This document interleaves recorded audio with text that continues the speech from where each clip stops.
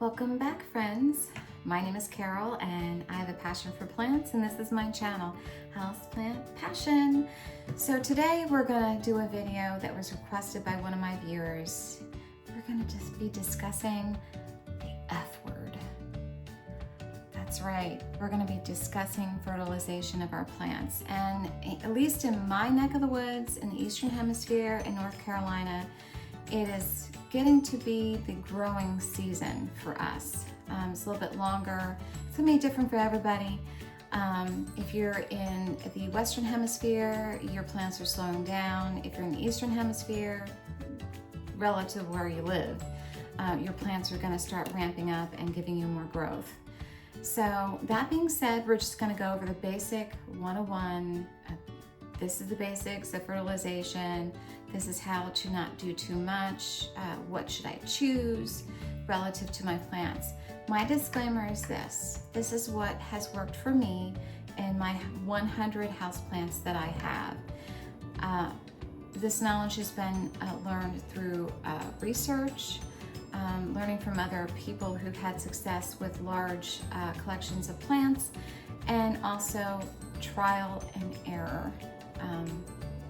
I have some sad stories about failures of my fertilization earlier on in my plant journey. So now that we have that out of into the space there, my disclaimer that I am not a professional and I do not have a degree. I'm gonna sip some coffee if you don't mind, because it's earlier in the morning. And we are going to move on. Okay, so first we're going to start with, let's start with when not to fertilize, because that is probably one of the easier things to discuss, right? I'm going to tell you when I don't fertilize. I brought this beautiful Hoya Kentiana home last week, literally last week. Look how beautiful she is. She's stunning. She's a inverted variegata, absolutely stunning. She's starting to give me a little bit of sun stress right here on her newer leaves. She's loving life right now. But I don't know the last time this sweet girl was fertilized by either the grower or the shop that had her. So if I were to fertilize her now, I most likely would hurt her. I would give her some she would be over fertilized, because there's no way to know how much fertilizer is in this. And I'm not going to, I don't want you to see how much I paid for her. I don't know what's going on in her soil. I did take a quick peek at her roots to make sure her roots were okay and there was no really weird stuff going on in there. But other than that, I didn't repot her yet because she's so new. I didn't want to traumatize her, and the pot that she is in is going to serve me just fine until she gets bigger. It has drainage holes, and the soil, I did investigate the soil. It's well draining. It's not going to hold on to too much moisture, which Hoyas don't like. So since I didn't repot her and I didn't get rid of the soil she's in, most likely there's fertilizer in here. I would not fertilize this plant, probably for a couple months. This girl here, I've had her for about 5 months now, and let me show you what's going on with her. I didn't repot her either because she was doing so well, and the soil she's in is so awesome for her. Her pot has drainage, lots of drainage, and the soil she's in is perfect as far as I can see for calathea. I don't know if you can see all those little green round balls in there. That's a type of fertilizer, and a lot of growers will use that because then they don't have to worry about fertilizing their plants. Every time they give their plant a drink, it's getting the fertilization it needs. These green little fertilizer balls tell me that unless I change the soil, she wouldn't like that. She wouldn't like her roots being messed with unless they absolutely have to be. She's gonna be good for about 6 months. So unless this plant starts looking like she's struggling as far as nutrients is concerned, maybe getting a little droopy and looking a little sad, but not tragic, I will not fertilize her probably until a month from now. I'm gonna play it safe, right? I don't wanna over fertilize her. She's giving me lots of beautiful growth. So, I mean, she's giving me flowers. She's unfurling new leaves. She's doing fine with the food and the nutrients she has in here. Another time I would not fertilize is if my plants are not giving me any growth at all. Let's say I have my snake plant back and I had it in the corner for like 2 to 3 months. It wasn't getting any supplemental light. It was not giving me any new growth, any new length to the leaves, nothing. It was giving me nothing. That plant doesn't need any more nutrients. It's not really using a lot of nutrients to grow or to do anything different than what it's maintaining. So I wouldn't necessarily fertilize a plant in that state either. Another time I wouldn't fertilize a plant is if a plant is on the struggle bus. If it is stressed in any way, if you've forgotten to water it and you're paying the price, it's dropping a whole bunch of leaves and looking super stressed. If it's currently being treated for a pest, any kind of pest, scale, mealybugs, aphids, anything like that. If you're fighting the good fight and you're giving it systemics or you're giving it neem oil or you're using any kind of treatment, until that plant is cleared and it's no longer under that stress, I wouldn't give it anything new to deal with, including fertilizer, because it's gonna be a stress instead of a benefit, if that makes any sense. Even cold damage, if you forget a plant outside and it's in that weird time of year where it's dropping below the parameters that that plant likes and you get cold damage or sun damage, like a burn. I am not talking about the stress that I'm showing you in this Hoya. Stressing a plant with the sun is different than a sunburn. A sunburn, that is going to be a lot of stress to a plant, and I would hold off on giving any kind of fertilizer until that plant is showing that it's back to its old groove again, recovering from whatever stressor it's going through, giving you new growth, leaves are looking better, that sort of thing.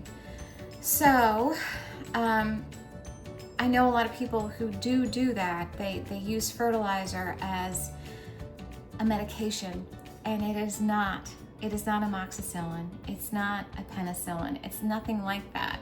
So if your plant has damage or it's sick, it has some kind of mold going on or some kind of fungus, rust going on, it is not going to treat that. It is just going to stress your plant more. Your plant is already stressed. Its balance, chemical balance is all out of whack, and it's just going to irritate it more. That being said, the main thing that people ask me is, when do you fertilize? What do I use? And it's understandable. I mean, when I first started coming back to the whole plant thing, I started with stuff outside. I didn't bring anything inside. I had a whole bunch of fake plants that I could put anywhere and I didn't have to worry about killing them. When I first went out to look for fertilizer for my outdoor plants, I looked down that aisle and I saw 50 different types of fertilizer. Orchid fertilizer, rose fertilizer, tropical plant fertilizer, houseplant fertilizer, outside fertilizer, lawn fertilizer, da da da da da da da. I was like, oh my God, what do I do? What do I get? What do I choose? Well, friends, I told you this is going to be a basic video. I'm not going to go into the deep diving of the micronutrients that each plant needs relative to where it comes from in the world. I told you, I'm not a botanist. Do I do that for my plants sometimes? Absolutely. Yeah, I'll pick a plant and I'm like, ooh, let's deep dive into this and see what we could do differently. Today, we're just gonna do a Plant 101. What I started with is what my grandfather used on his outdoor plants. You see it on TV all the time if you actually watch commercials, and I don't really, but you know. everybody's heard of Miracle-Gro. So once a week, religiously, I would put one of these in a big watering can, and I would give each one of my plants outside a little bit of a drink. And I would give it the amount relative to the size. I always have at least 2 big, huge planters of begonias that have like some kind of fern in there, maybe with a little bit of a nerve plant or polka dot plant in there. That's what does best on my west facing patio. They can really handle that amount of sun for at least 3 to 4 hours. And I would give it more of that Miracle-Gro weekly than, let's say I had a plant, I would never put this in my patio, but a plant this size. I'd have little plants out in my patio, and I'd give it like a little smidgen of fertilizer. So it would be all relative to the amount of fertilizer relative to the size of the plant. My plants thrived on that Miracle-Gro, which is chemical based. It is not a organic based in any means. That being said, my plants were going crazy. They were outgrowing their pots. It was a jungle out there. That was because I was giving them vitamins and minerals every week. And did they use it? Absolutely, because the environment I live in North Carolina, it's very tropical in the summer, and the sun that it was receiving every day, it was able to utilize the vitamins and minerals I was giving it. Just in case you didn't know, that's what fertilizer is. I mean, these plants, you're not feeding them per se. You're not giving them food. You're giving them supplements. Similar to, I take B12 because my B12 was low. I had blood work done. I was feeling a little tired, feeling a little fatigued, and blood work came back. My doctor called me, or his nurse said, hey, your B12 is low. Get some B12 over the counter and we'll retest in 3 months. Retested in 3 months, and you know what? I felt a whole lot better. Didn't change what I was eating, but my fatigue was a lot better. So it was not that I was starving myself or was missing any kind of food in my diet. I just wasn't getting the B12 out of the foods that I was choosing in a large enough amount to be able to meet my full potential, right? So the same thing with plants. Plants are green, just like this big, beautiful Calathea mosaica. Very, very green leafy leaves. This green is caused by chlorophyll in the cells, and the chlorophyll takes the sunshine and converts it into energy. So the plants make their own food, right? They don't have to go in search of, meats and cheeses and all that crap. They make their own food and they live a pretty good life. But they also need micro and macronutrients, and that's where the fertilizer comes in, okay?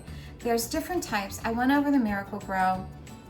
When I stopped using the Miracle-Gro, and I started bringing plants into my home, which had a lot less light. Humidity wasn't the same as outside. Anybody who lives in like a Florida, North Carolina, it gets hot. It gets humid, and it stays that way from mid-April through mid-October. I mean, there's not much of a break to it. I mean, it's the perfect environment for tropical plants because that's what they like, right? But when I brought my plants in, I wasn't fertilizing them with the same type of fertilizer. I decided to get an indoor plant food, right? Like a liquid fertilizer. I mean, a lot of companies like Farmer's Secret, they'll call it food. It really isn't food. It really is a vitamin and a mineral supplement for your plants. So let's go over a few confusing things when you pick up the back of any fertilizer chemically made, even organically made sometimes. You're gonna see a whole bunch of letters, and the 3 main letters you're looking for is the N, the P, and the K. What do these letters mean? I mean, you're gonna look in the back of a bottle and it's gonna say, let me see if I can find one. It's gonna say food 434, and you're like, 4, 3, 4, and you're gonna see 2, 2, 2, and then you're gonna see 10, 10, 10, and you're just gonna see 10, 20, 10, or 20, 20, 20, and you're gonna be like, what do those numbers mean? I mean, if you look at the back of this bottle, you really don't know what, it says indoor plant food. It says, 434, and you have no clue what those numbers mean. It's overwhelming. Basically, when you see those three numbers together, separated by dashes, if they're really talking about the three main nutrients that your plant needs: the nitrogen, the potassium, and the phosphorus.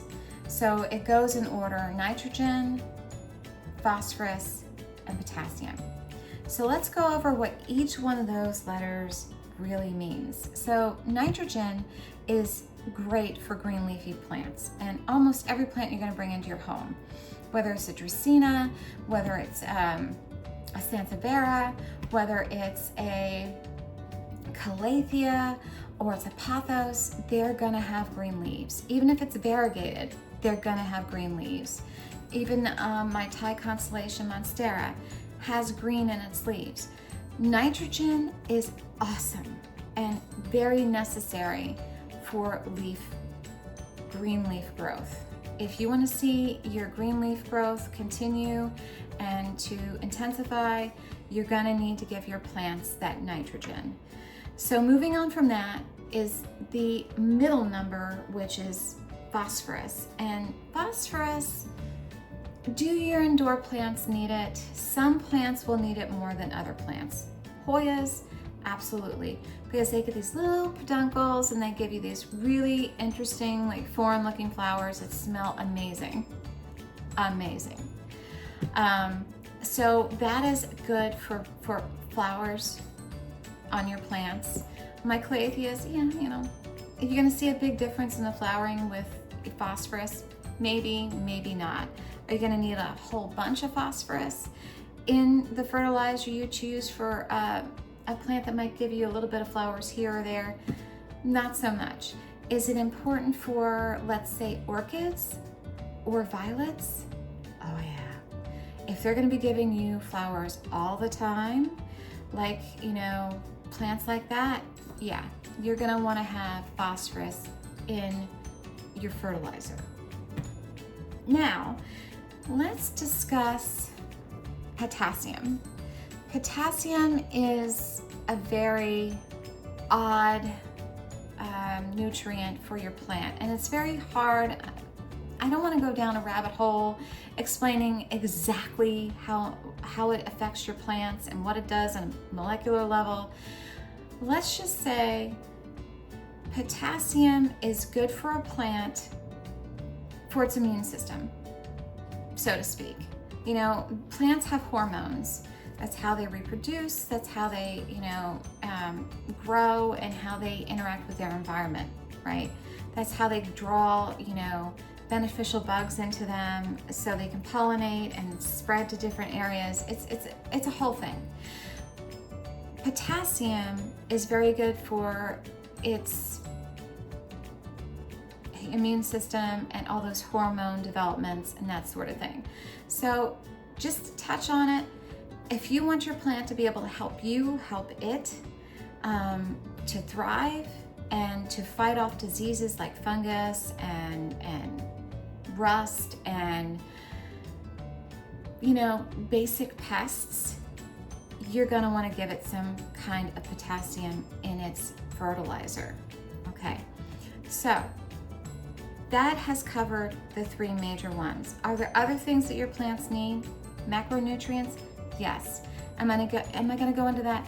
No, because I'm telling you, if you're just a basic plant parent and you just want your plants to thrive and do well with the fertilizer and with your routine, if you meet those three needs, no matter what fertilizer you pick is going to meet the macronutrients of most of your plants, if not all of them. Okay, now let's discuss chemical relative to organic. Anybody who's been watching my channel and looking at my videos, religiously, I say, and I'm going to tell you again, I have totally gone the organic route, except for my outside plants. I still might do some things that are chemical, but I get away with it because it's a bigger ecosystem, right? There's more things that the plants can, draw from to compensate, and there's a lot of ground. So if I give too much of a chemical fertilizer outside, it might rain and it might dilute it, or it might go deeper into the soil and not affect the roots as much. It won't just sit there and in a puddle and just terrorize the roots of my plants outside. You know what I'm saying? When I first started my journey indoors, I was using a chemical fertilizer, and I transferred to an indoor chemical fertilizer from my basic Miracle-Gro because I thought it was gonna be better for my plants because it said indoors, right? Even though these same plants were living outdoors, but they were still indoor plants. But I thought it would compensate for my lack of knowledge with what I needed to give my plants indoors, right? So I thought, oh, I'll read the directions and I might just cut back a little bit on how much I give my plants. I won't give them something every week. I might give them something every other week because that way I can remember I fertilized them. And even though I cut them, I made them a little bit more dilute. I gave my plants too much. And this is not a plant that suffered, but I mean, look at the amount of soil relative to the soil outside that my bigger plants were getting. I burned my plants, quite a few of them. Some of them, it didn't even bother them, like my pothos did not care. But my alocasia poly cared a lot. And she started giving me all these yellow spots over leaves. I'm like, oh my God, thrips, spider mites. That's the first thing I thought. No, it was fertilizer burn. And I lost almost all of her leaves. And what I didn't see underneath the soil, and what I did see when she kicked the bucket, when I was actually trying to harvest her corms to try and grow another alocasia poly, I had fertilizer burned all of her roots, and the corms just never grew for me. But that was a learning moment for me. And that's why I have gone away from the chemicals, because I don't want to have to worry, oh my gosh, I mean, is it getting enough light? Is it giving me enough leaves putting out? I mean, is it still growing enough to give it fertilizer this week? Should I hold back next week? I can barely, with 100 plants, remember when I've watered what plant last, right? I have to have an actual thing on an app on my phone that tracks when I have watered each plant, or I can't remember. It's insanity. Now, if you have 5 plants, I mean, that might work out for you. Maybe that you can like go with a chemical, which is gonna be cheaper, and you can remember, oh, I gave this plant quarter strength fertilizer on this date 2.5 weeks ago, and it's got this much light or whatever. I just don't have the time for that. So if you want to do some good indoor chemical fertilizers and you have time to monitor how much fertilizer you're giving to what plants at what time relative to the amount of growth, that's great. They are going to be cheaper, and there's 2 pretty good ones on the market. There's this Farmer's Secret, and what's great about this guy, not this guy in general, but this company, is they make a general fertilizer, and they also make fertilizers that are specifically built for specific plants. So when I first started bringing my plants in, when I first started bringing in all my calatheas, my stromathes, my tenanthes, I did invest in special types of fertilizer, so I didn't have to do deep dives on specific nutrients on my plants. And if you look at the back of this, it's got a 6:5:3 ratio. So if you look at most of your calatheas, they are gorgeous. They are like beautiful painted canvases on the leaves. but they are green leaves. So you're gonna want more nitrogen. So this one in particular gives you 6-5-3. So there's a greater ratio of the nitrogen for green leafy growth than, let's say, the phosphorus, which is 5. Now it's still up there because a lot of your calatheas will give you flowers and they're beautiful and they keep coming all year round, even in the house, if you give them the right lighting and you meet all of their needs. Not as much on the potassium, but you know, that's okay. My plants did perfectly fine with them. I did throw the other fertilizer that had burned my plants, and I was so scared to touch my plants for a while that when I brought my plants back in the next year, I was so conservative with this. I would do it like every 3 weeks at a quarter strength, and then I watched how my plants tolerated it and relative to the growth that they were giving me, and tried to listen to what the plant was telling me, right? If it stopped giving me leaves, then I wouldn't fertilize it. I would wait until it started giving me more growth, and then I would start feeding it so it could have the vitamins and the minerals it was using up to put out more growth. If you want a general one and you don't want to have to worry about chemically, this is a general one. It's by Easy Peasy, and it is easy peasy. It lasts twice as long. It's got a specific ratio, and it does promote healthy growth of more the plant's immune system and the green leaves than I would say flowers, but it still helped my plants flower. I just had to be really careful with it. And again, this is a 4-3-4 ratio, which means it's pretty close to being balanced, but not quite as much. So I still would really, when I was using this one, I mean, if you looked at what it's got in its ingredients, it is chemicals. So I still was very careful, especially in the wintertime, using that type of fertilizer. But I mean, in all honesty, my plants did awesome. I just had to be very, very careful not to over fertilize, and I had to watch my plants give me signals and signs that they needed, they were using up their nutrients and that they needed to be fed, if that makes any sense. I've left those behind. That's just a personal preference for me because I have such a large collection. I don't have time to be keeping track of, you know, every plant, every week, who needs what and why. I did use the Grow Go for a while, and it's a great indoor plant food. It's balanced, and if you look at the ingredients, you can understand what's in here. You can understand everything that's on here. It's all from nature. I mean, there's a few things in there that might be a little bit confusing, but again, you have to pay attention to the directions.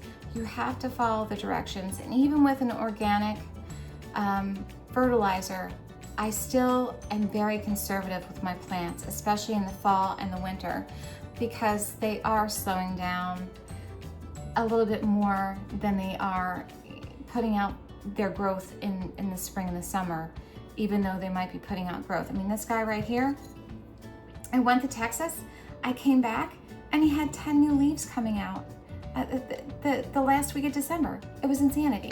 So some plants, you know, I fertilized him to try and compensate for all that, you know, extra growth he put out, but I didn't give it to the same level and dilution in the water that I would in the spring or the summer. I did it at like half strength, even though it was an organic mixture.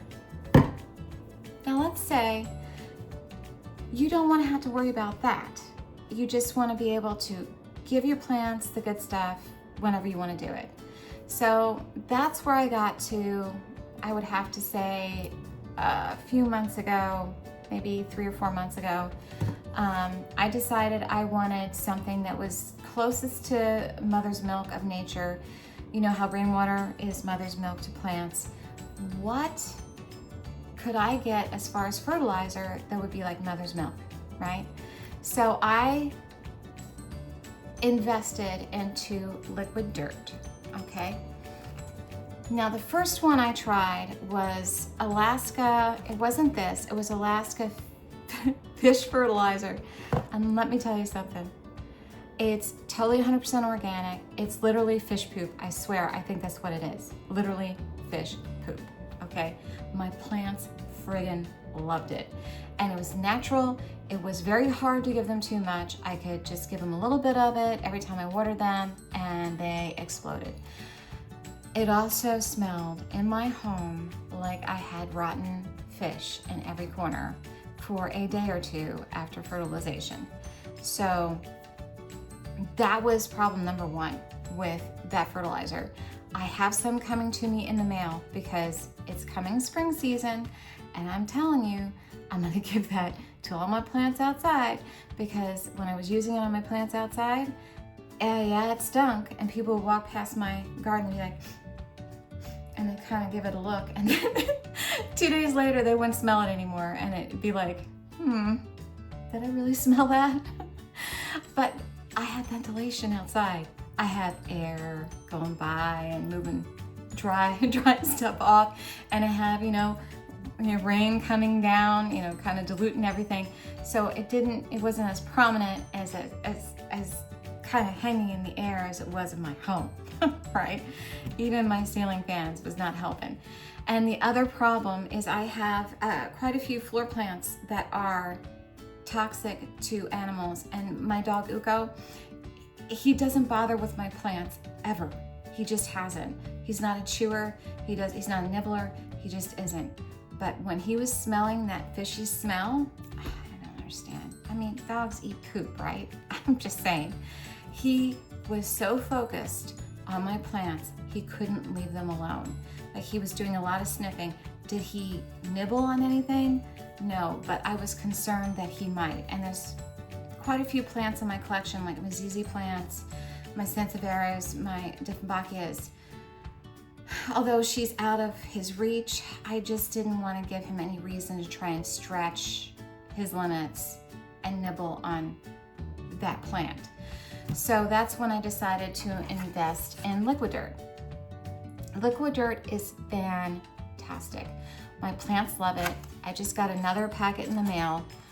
Comes in a dry form, and this again, you have to read the label.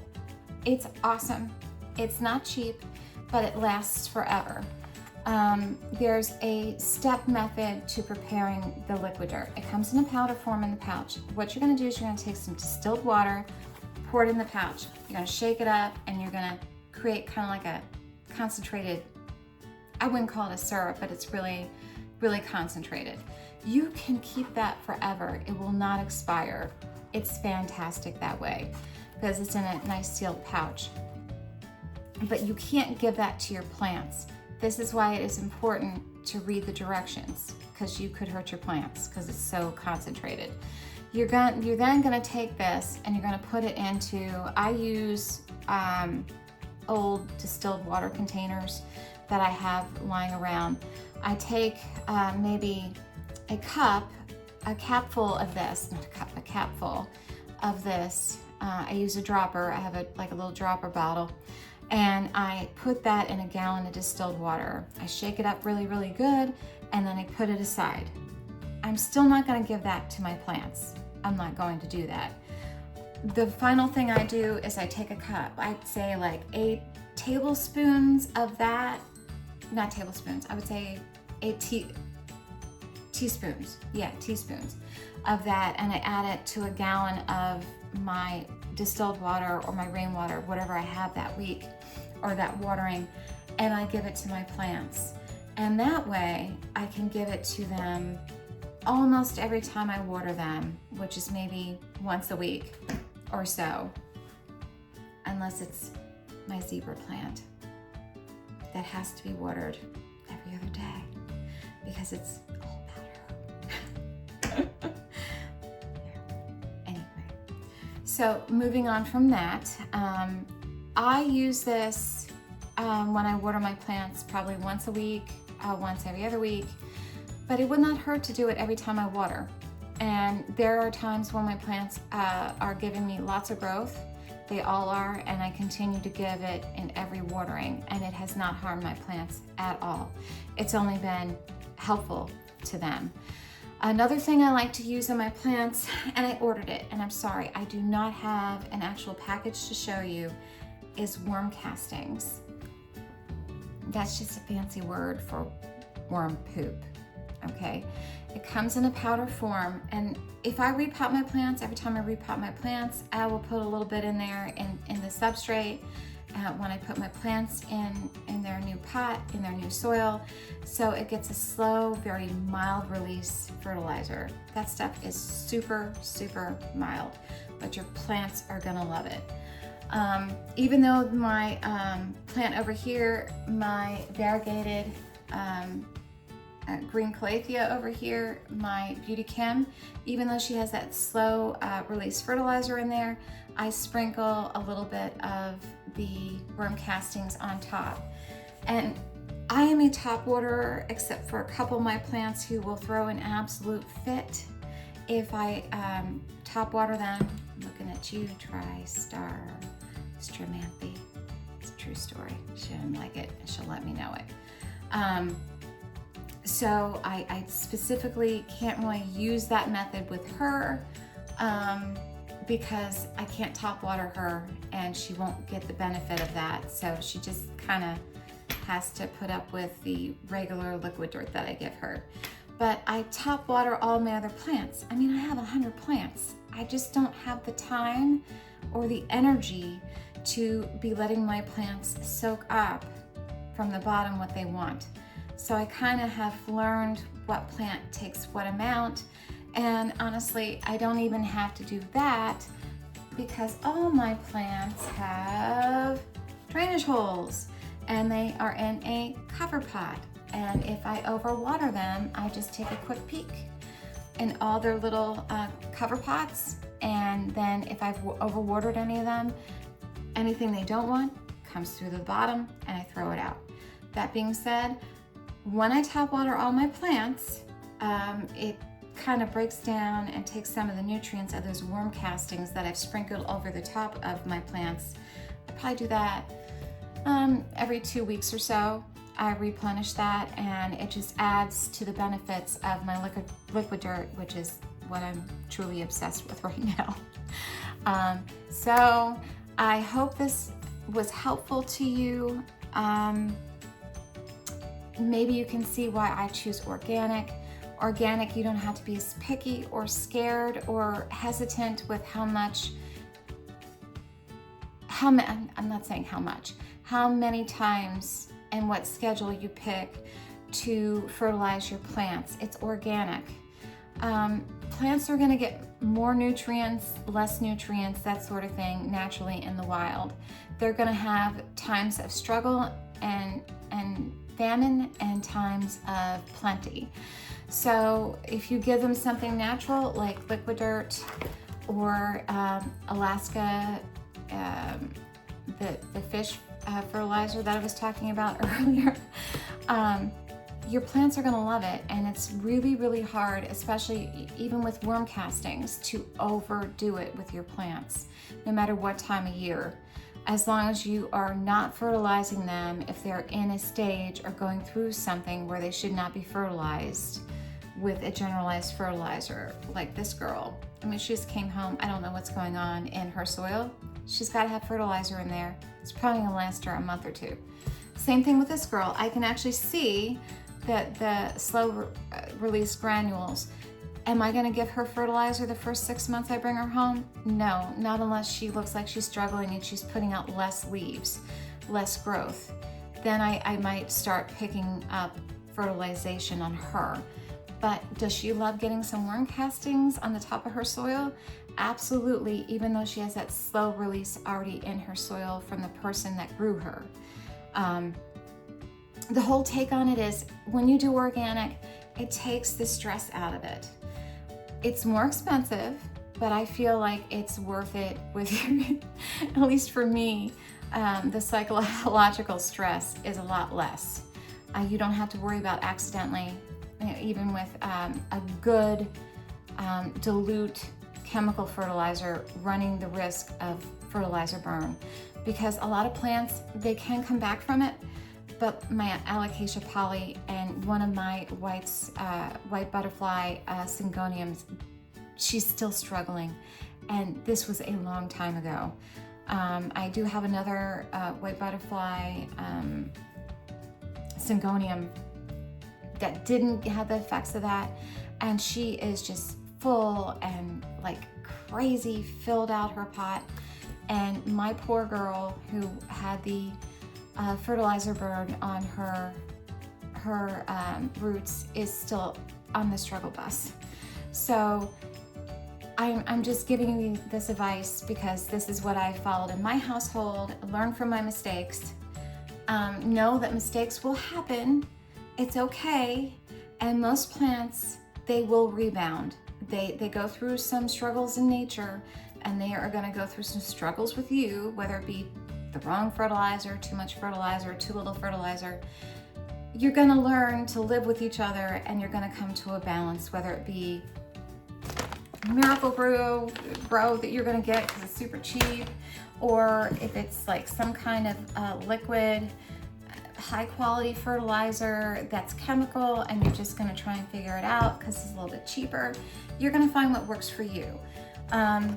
Is liquid dirt for everybody? I think it is, but